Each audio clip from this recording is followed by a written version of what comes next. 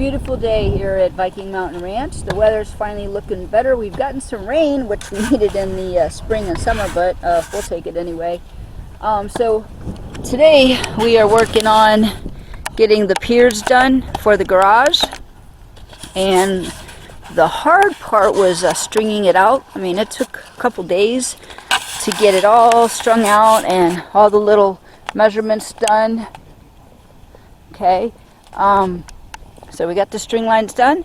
We have, as you can see, there's water in the holes because it rained last night. So we have the piers that we're putting in, and these are concrete, so they're hand poured. There's going to be 12 piers, you know, for the outside perimeter. It is 120 by 60 feet, so that's what we're working on now. And as you can see, we got quite a bit of rain, but luckily no erosion. Right now it's dirt, but it's going to have a concrete floor, and we're also going to put in the radiant heat, you know, to heat it up in the winter time. Maybe a fireplace in the back. We already have the fireplace, but we'll see what we're going to do with that. So right now we're just working on getting things dug out for tomorrow so we can pour some more concrete. Right now we can't really, it's too late in the day, but it was pretty dreary this morning and it was all cloudy, but now it's looking pretty well. So one of the problems we're facing now, we just checked the weather forecast, and you can't set concrete in anything below 50 degrees, and it's going to be like 19. So what happens is the water freezes inside, you know, the concrete when it's wet, and it can weaken the structure or it'll literally crack it. So we don't want that to happen, so we're just going to set it up and wait for maybe a couple days to get warmer. So a couple different things I want to talk to you about. You can see this weird contraption we have going here. So it's really important when you put up a building, number one, it has to be square or nothing's going to line up. The trusses aren't going to line up. None of the wood or the metal panels you put up, nothing's going to line up properly. You're going to have a big headache and a disaster. So it has to be square, has to be level, has to be plumb. So this is a string line that we have put up here, and this shows the right angle, okay? And then we measure from this corner here to the diagonal corner over there, has to be exactly the same, and feet and inches the same way. That's one way to start squaring your building. And then we do like the method called the 3-4-5 method, where you start from this edge right here and you measure 3 feet here, and then you measure 4 feet on the other one, and then the bottom part of the triangle that connects both of these strings should be 5 foot. So you do that, and then you're gonna be square.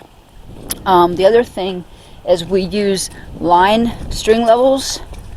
Well, first we use a plumb level, and then we use a string level. I'll show you as soon as I find it.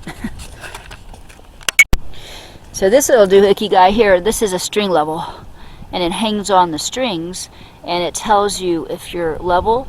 Okay, so there's the bubble there, and so that's telling us that we are level, and that is the height that he's going to have to make this pier. Has to be up to here like the other ones. So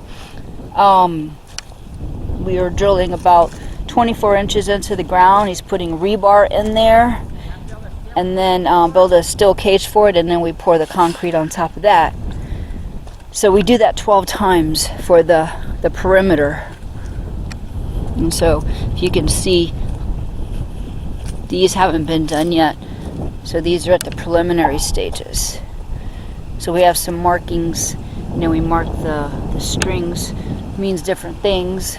We check and double check many times, because the wind, the rain, animals walking across it can move it, and then, you know, it's that old adage where you measure twice and cut once. Well, we measure like 100 times before we do it, because we've done this before, and you know, the first time you do it, you make mistakes. But when you're doing it multiple times, you should learn from your mistakes and do it right the first time. So that's why we measure a lot, and that's why it's very time consuming. So hang along and you'll see step by step of the whole building. So in this tote here, this is all the hardware that goes to the building. So we have a lot of brackets, and we have our cables, and we have a ton of bolts, like bags and bags and bags of, you know, bolts and nuts and all kind of things. So this is going to be a lot of, you know, different brackets. So that's the hardware that's going to hold all of the building, everything together. The truss is over there. So we're drilling the holes for the piers for the building. It's the first time we've actually used the new bit, so let's see how it works.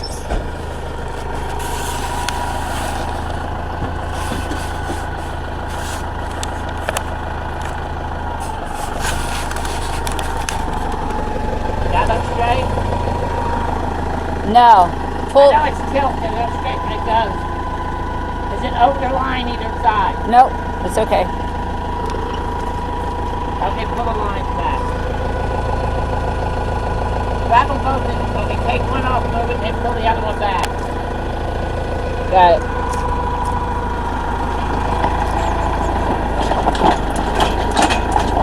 Okay, watch out. Last one, put it on the, over on the, yeah, perfect. And kept breaking a bolt, they will fly out of here.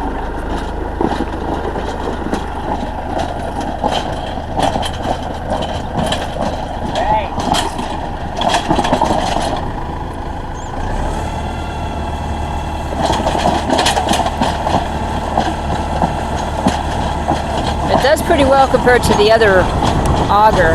This one's a lot thicker, but we do have rocks.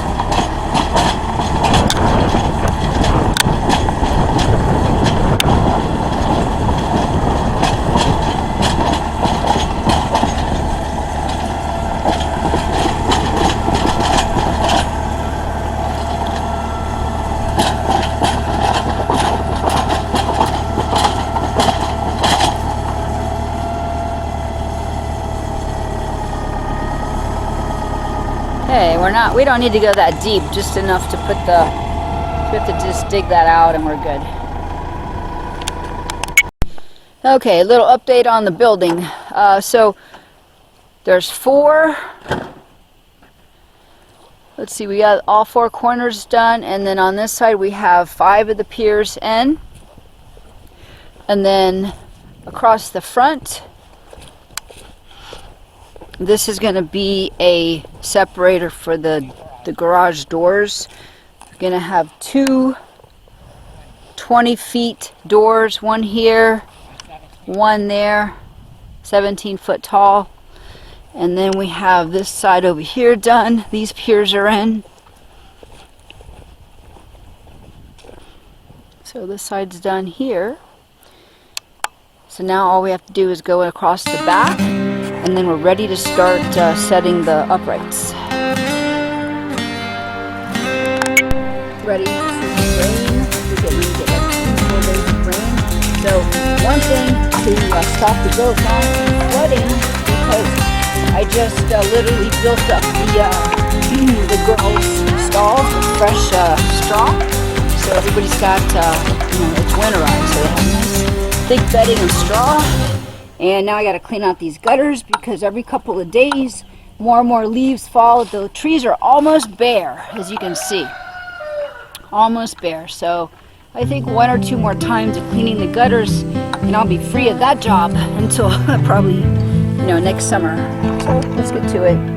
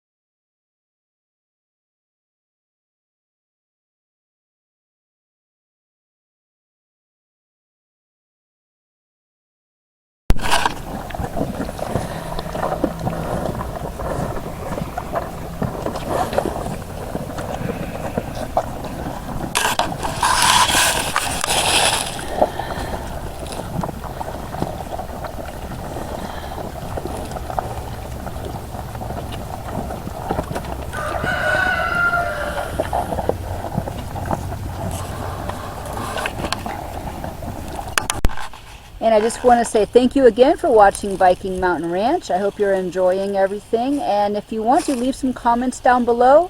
And anything that you'd like to see on the channel, or anything that you know, you think we should do. But either way, I really appreciate you watching, and see you next time.